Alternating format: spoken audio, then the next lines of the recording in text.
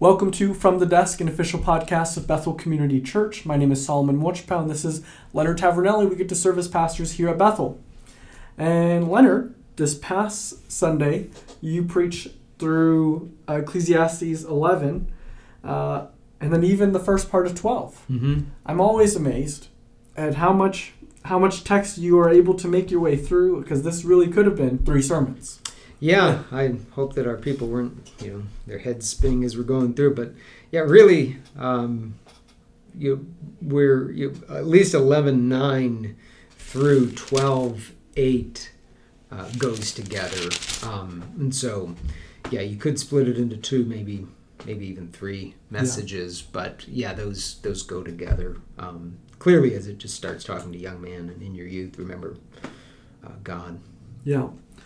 So, oftentimes when we preach, there are lots of different things that get cut out. Hence the name of our podcast. That there are things left on the cutting room floor, left on the desk. Yeah. So, tell us about some things that got left on the desk from text. Yeah. So verses 3 through 4, a number of commentators noted is a chiasm, and I think they're right. Where it talks about if the clouds are full of rain, they empty themselves on the earth. If a tree falls to the south or the north, in the place where the tree falls, there it will lie. Well, the reason why a tree falls in that direction is due to wind.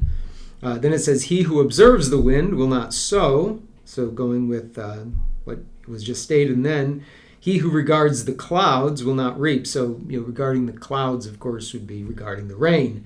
So it seems to be a chiasm there. It really helps us to see this all goes together to say one truth.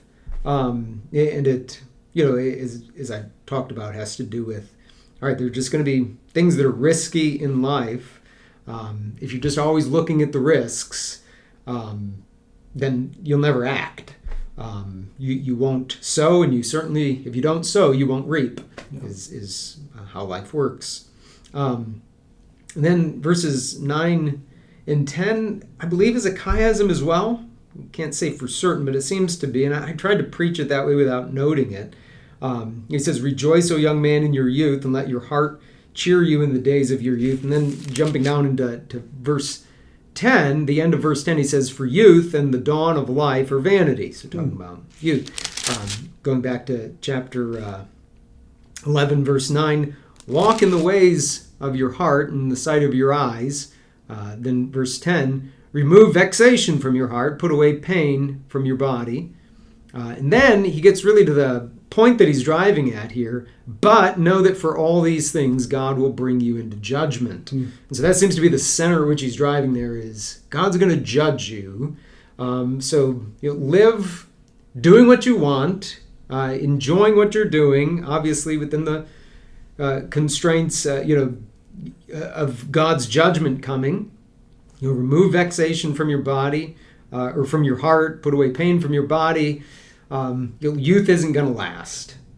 So enjoy it while you have it, but do so wisely and responsibly, knowing that you're going to be held accountable for what you do by God. And so that's, I think, what's driving those 2 verses there. Which he reiterates at the very end in the conclusion of his book. Yeah. And so then in chapter 12, verses 2 through 5, there are different interpretations, as I noted. One is in the New International Version. Maybe I should have brought that with me, where he talks. Ian Provan, who's a faithful Bible scholar, talks about how rather than this being about our bodies, it's more just the whole thing. Verses 2 through 5 is apocalyptic, saying before the sun and the light, the moon and the stars are darkened, the clouds return after the rain. In essence, before the keepers of the house tremble, when things are going bad, strong men are bent, grinders cease, like all activities ceasing because the end is coming. There's people aren't looking through the windows anymore because they're in fear. The doors of the street are shut. Sound of the grinding's low, etc. The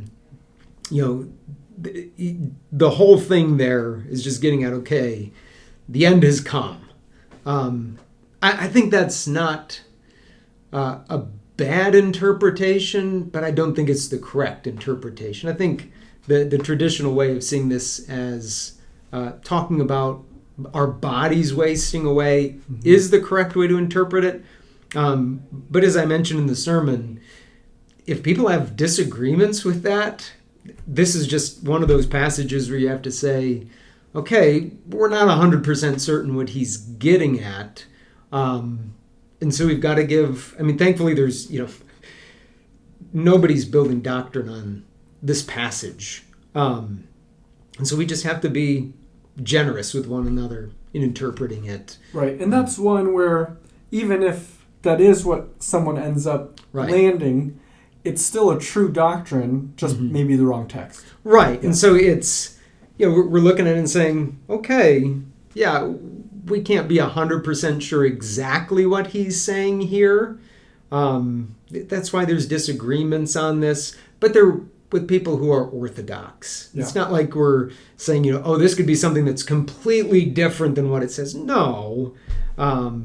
It's just we need to be honest with the text and honest with ourselves and say, okay, when it comes to this text, exactly what he's getting at, just have to be gracious with ourselves, with one another.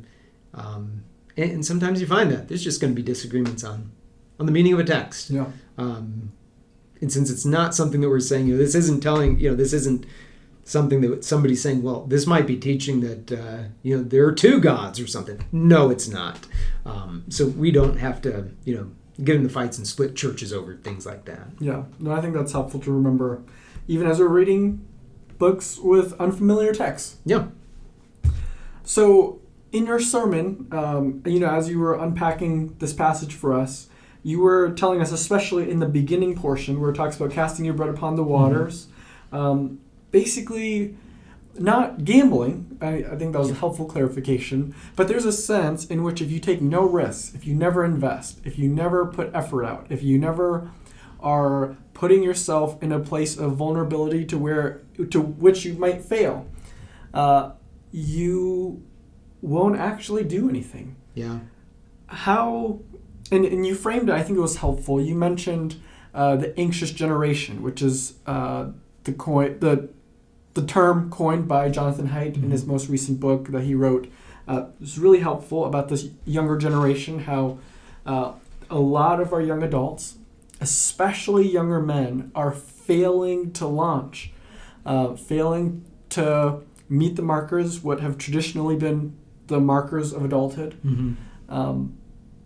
How would this passage address our young adults, especially maybe young men, who maybe feel paralyzed, looking at the world, looking at their life ahead of them, and are so overwhelmed that they end up not doing anything? So I think there's a bigger problem among many of the young men. The reason they're not acting is they don't even know. So they lack a confidence in God and in his sovereignty, and they lack any real understanding of really who they are and their purpose in life. And some of it has to do with they're hearing all sorts of just false, crummy teaching out there, whether it be from school or whether it be from what they're seeing in the media or whatever. And then there's all sorts of rhythms to their life that are just telling them, if all that you're doing is playing video games, and again, I'm not trying to be completely against video games or something. I grew up playing video games way too much. But if all that you're doing are these sorts of rhythms that just keep on reinforcing that, okay, what do I exist for? Well, I just play video games. I just watch TV.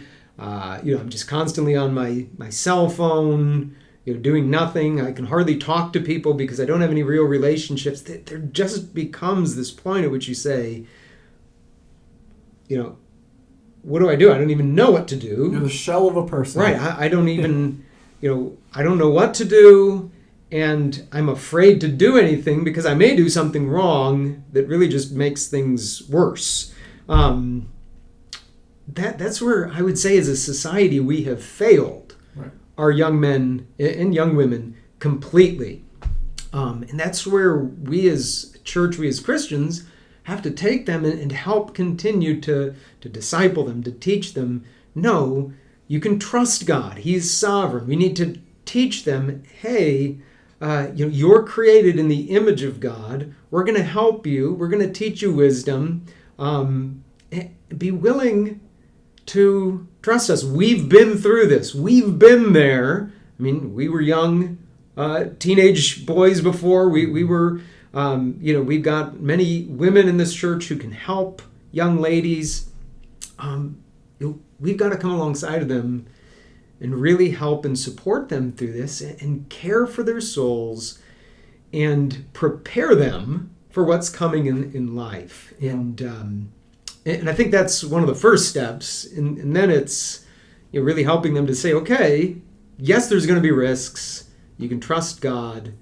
And by the way, you're not in this alone. We're going to help you. We're going to give you wise advice. Obviously, we can't take away all the risks, but we can help you with this and help you get going. And if you fall down, we're going to be there with you to help you through it. Yeah. Anything else you want to add? Yeah, no, I think that's really helpful. And I think one of the things, too, that the culture at large maybe works against our young adults these days and high schoolers and middle schoolers is, and we don't even need to use the big labels on it, but just there's this active narrative that biblical masculinity is bad, and that what the Bible prescribes... Biblical femininity is bad. Yeah. The Bible prescribes for men and women are toxic or destructive or harmful, and so there's a lot of confusion in men and women on what it means to be men and women.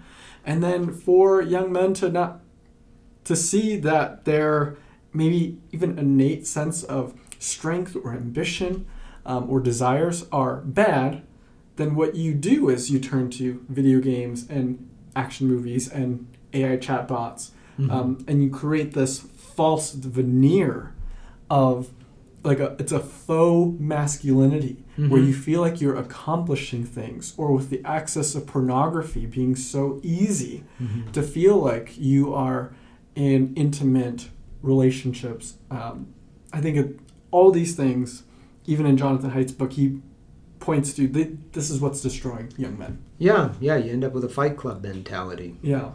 Really quickly, how does maybe slightly different, but maybe there are some young adults who maybe they're doing okay. They're not paralyzed or overwhelmed or overly anxious, but maybe there is this sense where there's no urgency, maybe nonchalant, like I have my whole life ahead of me, why do I need to... Boy, the book of Ecclesiastes addresses that one. It's, today could be your last day. If you have no sense of urgency, that ought to put some fire under you. Or there's the fact that if you don't do anything, if you don't sow, you're not going to reap.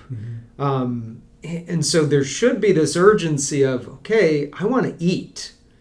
I want to enjoy things in life. My parents aren't going to be around forever to give me handouts. So, you know what? I need to do something, make something of my life. Actually, that's what God calls you to. God calls us to not just sit around, to act with urgency. If nothing else, it's redeeming the time because the days are evil, as Ephesians chapter 5 says. And so, I would say Ecclesiastes is very much saying, get going. Yeah. The only other thing I would add onto that is one of my favorite proverbs is that the glory of young men is their strength. And God designed young people to do hard things. Because you may not be wise, but you're strong. Yes. Nothing else. You'll survive it, whereas the older person won't. Yeah. Okay. So normally we talk about a song, but a lot of times we talk about different aspects of our worship gathering. And this past Sunday, praise God, we welcomed 10 new members into our fellowship. That's exciting. And then we recited our new church covenant together that we just, the church just voted in this last year. Could you talk a little bit about that? Yeah, so it's important that we affirm new members as a congregation, and we're doing so, and even going over the covenant. One, it's so that the congregation knows and sees who these people are and can welcome them to say, hey, you know what? They're members of our church. I need to go and welcome them as members. Also, it acknowledges how important membership is by making it a part of our worship gathering. It's really an extending, the hand of welcome, and we want to do that.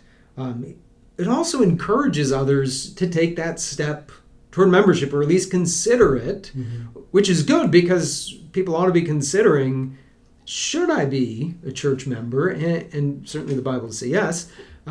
The other is, am I able to become a church member? Do I know the Lord? Because that's really, if you don't know the Lord, no, you shouldn't be a church member. But that's what we want, is for you to know the Lord and become a church member, to become part of us in that way. And also, if we're going over our covenant, it's reminding us of our commitments as members to the church and to one another. And that's important. That's also important for people to see that, hey, not only is membership valued, but membership has expectations. And these are what those expectations are. Right. And to be able to say, okay, do I want that? And yes, you should, both because you're creating God's image and you're responsible, but also because we should want others to be doing that for us. It's a way that we show love to one another. Yeah. And so that's where I would say it's an important part of a worship gathering in that way, because it's the body being the body to one another. Right. And even technically and strictly speaking, Bethel Community Church is its members. Yes. We really can't be anything else besides our members. And so, in that sense, I mean, when we celebrate and we welcome new members, our body is growing. Like we are really watching our church grow. And so, if we really understand what the Bible is saying, that we are truly members of one another, I mean, this means that we are family. This means that we're brothers and sisters, and that covenant that we make together is actually substantive. It's real. Not because it's not it's man-made in the sense that it had to be written by somebody, but if we're understanding what the New Testament is actually saying about who we are to one another in reality, spiritually, then what we're doing is we're just putting flesh onto what the New Testament is actually saying. Yeah, and I would say everything in our covenant, you can go back to the Bible and say, hey, here's where we got that from. Yeah. No, I think this exciting Sunday. Yes. Yeah. Well, we're so glad that you joined us in this episode of From the Desk, and we hope to worship with you this coming Sunday. God bless.